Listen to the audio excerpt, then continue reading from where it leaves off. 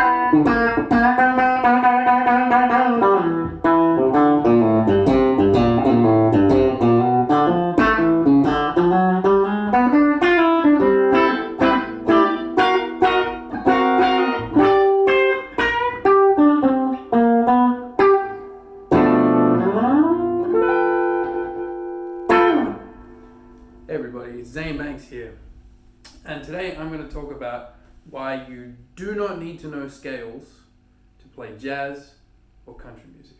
I know, controversial, huh? It's been my observation that guitar players are disproportionately fixated on scales.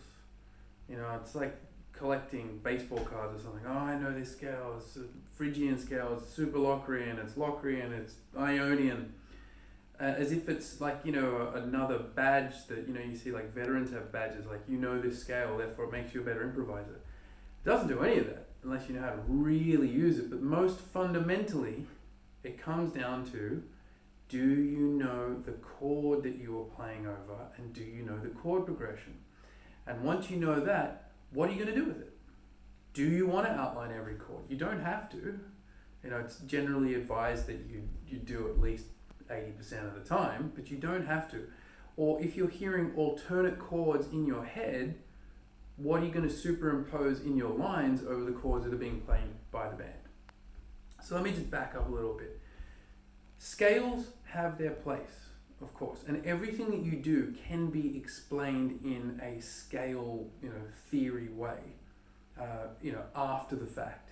But when I'm improvising, like I did playing that blues in G just then, where I split it, so it was like half jazz, a little bit of blues, and then straight up country music, I'm not thinking about any of the scales that I played. I'm only thinking about the chords. That is the only thing that's important. The chord contains the harmonic DNA that you need in order to play a line that is going to tell the listener, when you do not have a band, what the changes are. And that's the ultimate goal, to be able to spell out the harmonies for the audience when there's no one backing you up. It's easy for people to know what the, you know, chord progression is when they hear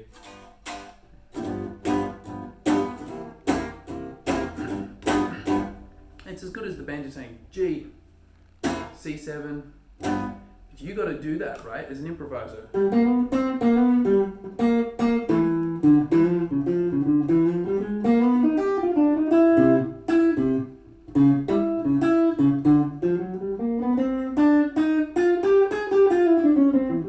Anyway, I'm getting carried away now. But what I would suggest you do is pick a chord type. Let's say dominant seventh. If we're thinking jazz and country music, it's probably the most common chord you're going to come across, particularly in a blues.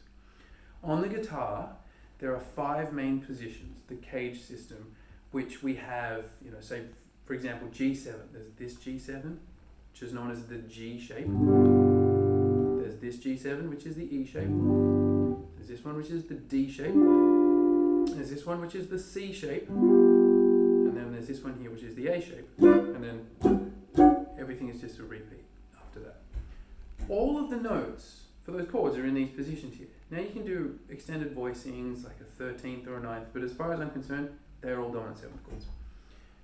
All of the scales that you would be learning anyway are going to come out of that part of the fretboard, right? So the scale that naturally fits a dominant 7th chord is a Mixolydian scale.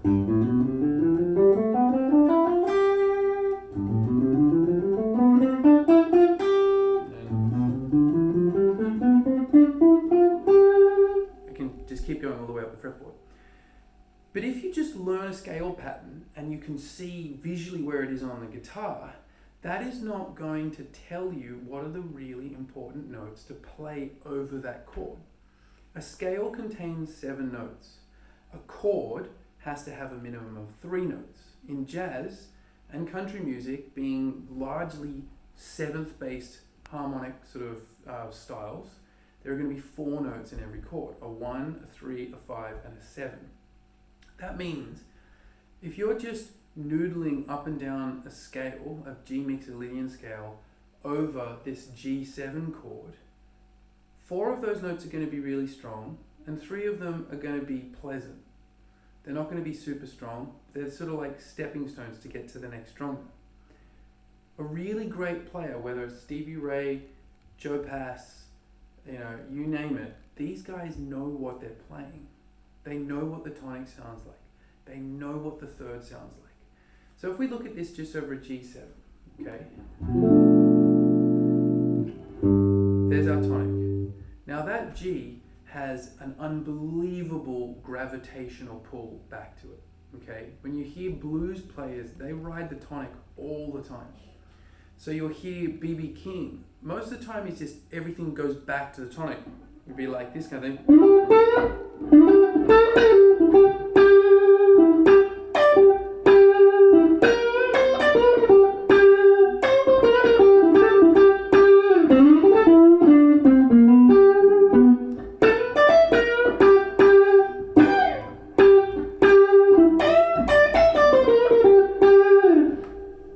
So in that style, it's totally cool to ride the tonic all the time. In jazz, the tonic is seen as being a little bit bland. It's very strong, and all roads want to ultimately go back to it, but it's not that interesting because you've already got a bass player playing it. So in jazz, they would go, well, play a different one of those 3 notes that you have left, the 3rd, the 5th, or the 7th, right? The 5th has a similar sound to the tonic. It's extremely stable. It's a very structural note, but it's not that interesting. Doesn't mean you can't play it a lot, but it doesn't give you lots of color or sweetness. That's where the 3rd comes in. The 3rd has this beautiful sweet sound, if it's a major chord. And the flat 7 has this funky tension in it. Again, it wants to go up to the tonic. So my suggestion to you is know those 4 notes. Know where they are all over the fretboard, and just put on a vamp and just link them together. Try and not do it in an arpeggio, because then that will just sound like a classical exercise. So doing things like this is ideal.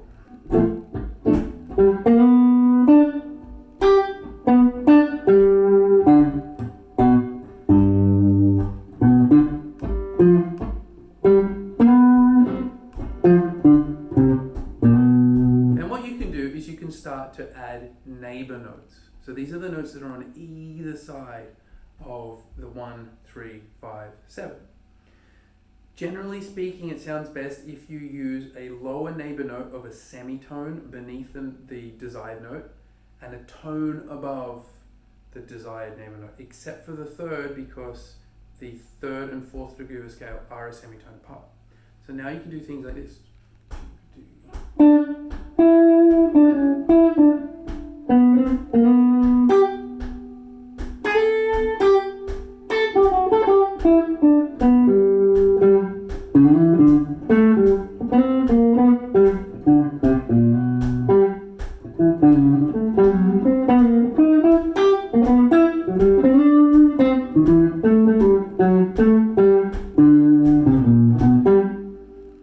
I'm not thinking about scales at all, and yet that is about as strong as it can get when it comes to outlining G7.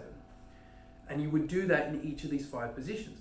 So it might take you a week or 2 to just really get your head around all of the notes in this area. And I suggest you sing it as well. That's what I'm doing in my head when I play this stuff.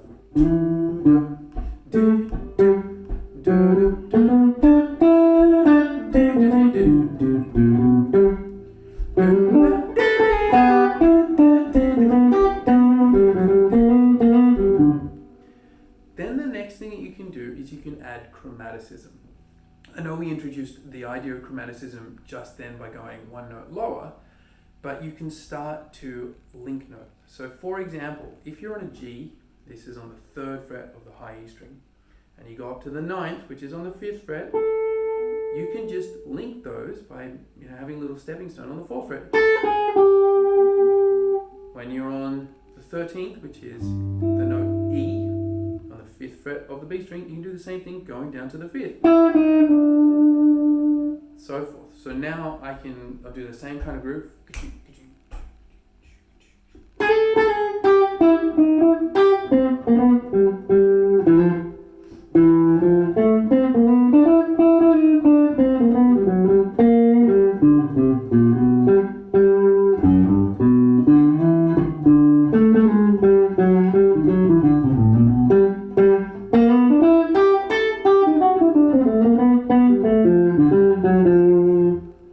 Like that.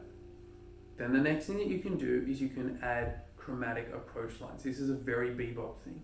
The most common of which is a 4-note thing, the 4th note being the destination note. So if you want to go to this B, remember this is the 3rd of the key of G, I would start a semitone above, and then I would go a tone below, and I walk it up. Super Charlie Parker. So I get this now.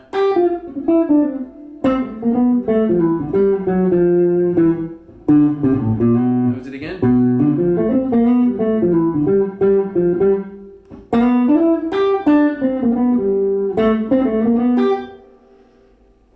Then what you can also start to do when you're doing your arpeggios is you can add those other notes that we haven't looked at so much. This is the 9th. Remember, the 9 is the same as the 2nd. This is the 4th, which is also known as the 11th, and the 13th, which is also known as the 6th.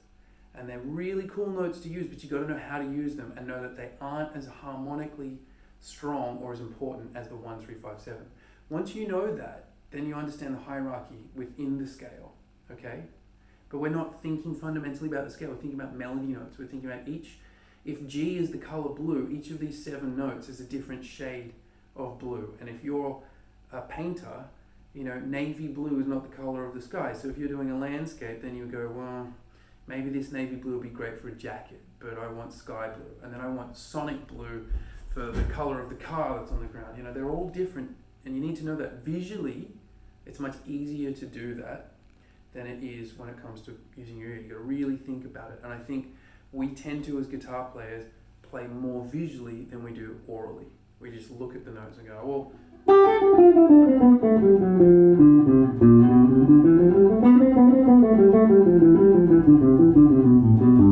I didn't play anything wrong then, I just didn't play anything interesting either. So if I add those arpeggios, I can get things like this, going 3, 5, 7, 9. A 3 to 9 arpeggio is a very, very common jazz sound. Then I could go up to 11, then I could go up to 13, and I could go down chromatically. So this lick.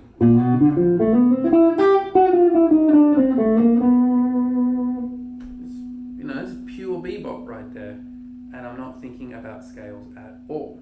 Same thing with country music, except with country music, you're usually looking at bending notes or playing 2 notes at the same time, which is totally fine, right? The dominant 7th, flat 7 note, can just go up. All of these notes, instead of playing the upper, like in jazz, you can just bend them.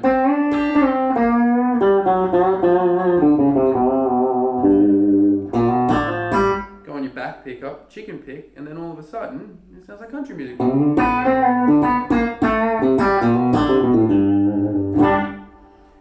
The other thing you find happen quite a lot when people play using this approach, or a very bebop approach, is you get these wonderful leaps in their playing.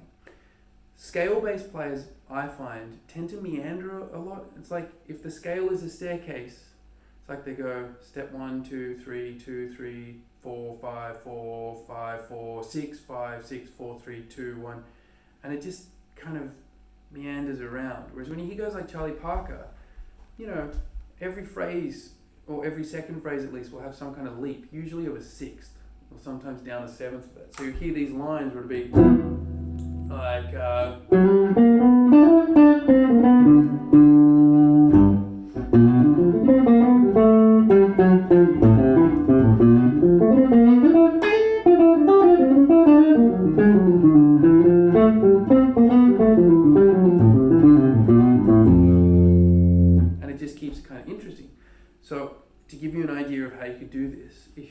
going chromatically down from the tonic to the flat 7, this would be frets 4, 5, 5, 4, 3 on the D string. You can then go to the 9th or the 2nd, which here is going to be an A, and just go up this arpeggio. That is an A minor arpeggio, but all of those notes are part of the sort of G acceptable notes, or the G scale. So you get this, then you can do one of those chromatic approach lines.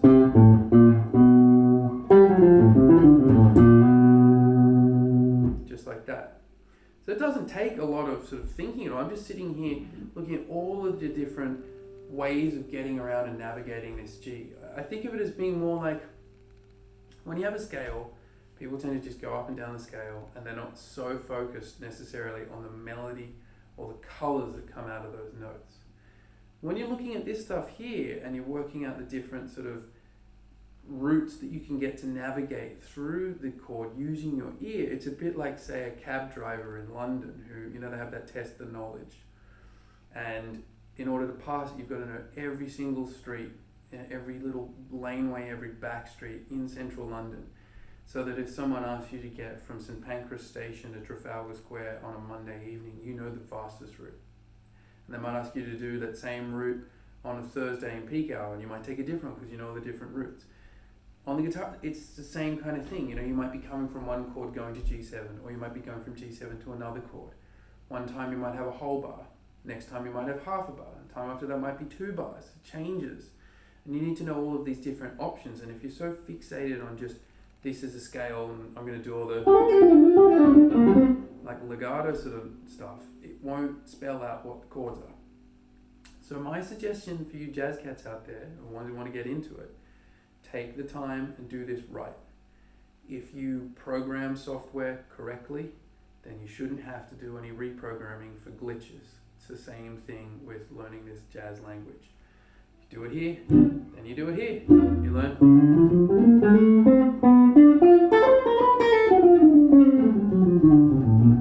And then here.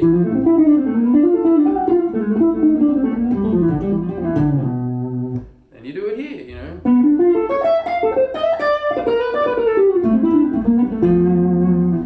Now with the country guys, doing the double stops, that's easy because in a bar chord, you're already playing them, right? So you could just take the top 2 notes of this chord. Then you could go to these 2 notes. Or you could bend. Or you could take these. A very common thing in country music is to hold a note and have a descending line beneath it. This is what's called oblique motion in classical music.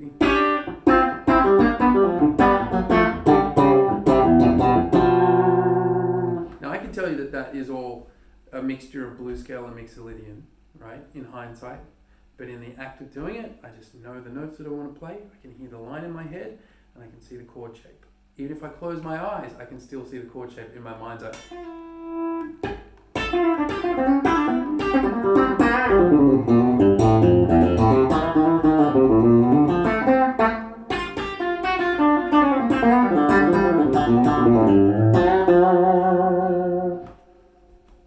You do not need to know your scales.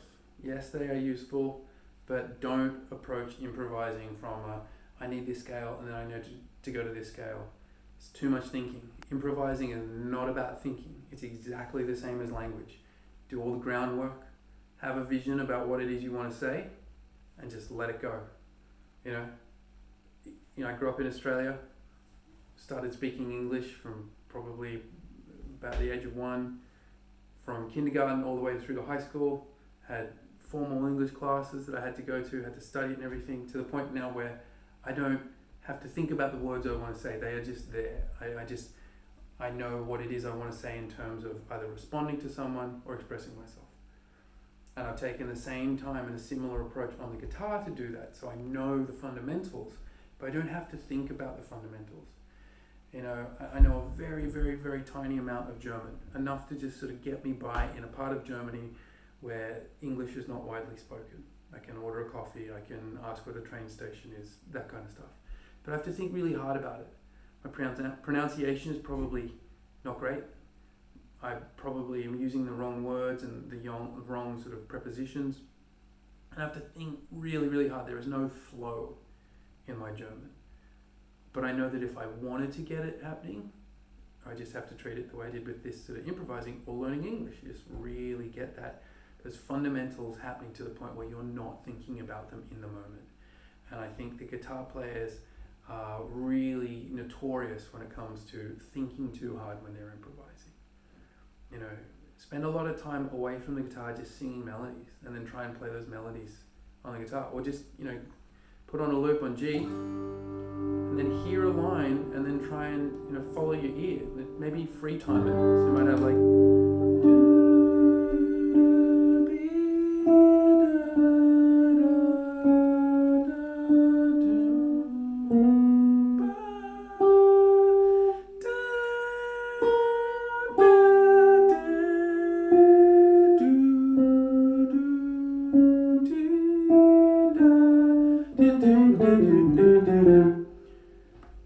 just follow your ear.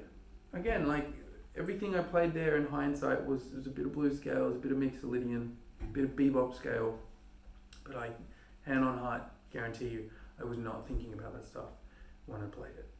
So please subscribe. Please share this video with anyone you know who is struggling with concepts such as this. If you have a lesson request, drop a comment and I'll see what I can do.